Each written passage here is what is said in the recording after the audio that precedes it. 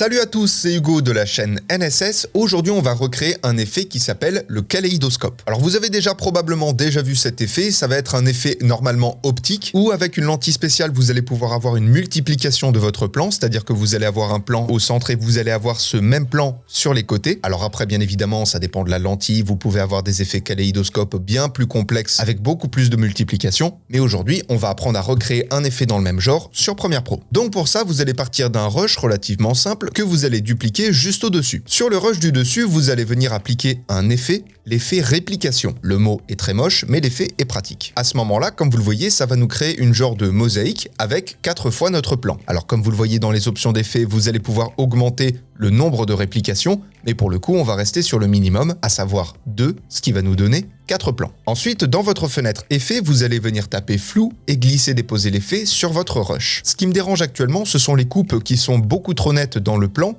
donc on va venir les masquer. Pour ça, dans vos options d'effet, vous allez sélectionner l'outil plume de l'effet flou gaussien et vous allez venir isoler les coupes qui sont trop nettes du reste de votre plan. Donc vous allez dessiner une forme à peu près comme ça. Une fois que cela est fait, on va pouvoir augmenter les contours progressifs et surtout, on va pouvoir augmenter la valeur de flou. Voilà, donc pour ma part, ça va me donner quelque chose comme ça. Les lignes sont déjà beaucoup plus discrètes. Enfin, il nous reste une seule chose à faire, on va utiliser les modes de fusion pour incruster ce plan-là sur le plan original. Donc là, après, ça va dépendre un petit peu de vos plans, mais pour ma part, je vais passer de normal à densité linéaire ajoutée. Et donc, comme vous le voyez, on a vraiment cet effet optique, on a vraiment notre rush qui a été dupliqué en plusieurs fois, et on voit que vraiment les uns se superposent avec les autres. Et donc, ça nous donne cet effet kaléidoscopique, qui est très connu, qui est très simple à recréer comme vous le voyez. Et bien évidemment, ça c'est une version très simple à recréer en post-production. Comme je vous l'ai dit, vous pouvez utiliser des optiques en tournage, etc. Mais c'est pas le sujet. Bref, voilà, c'est tout pour aujourd'hui. Et en attendant les prochains tutos, apprenez, utilisez et progressez dans vos montages. Je vous fais des bisous et à plus.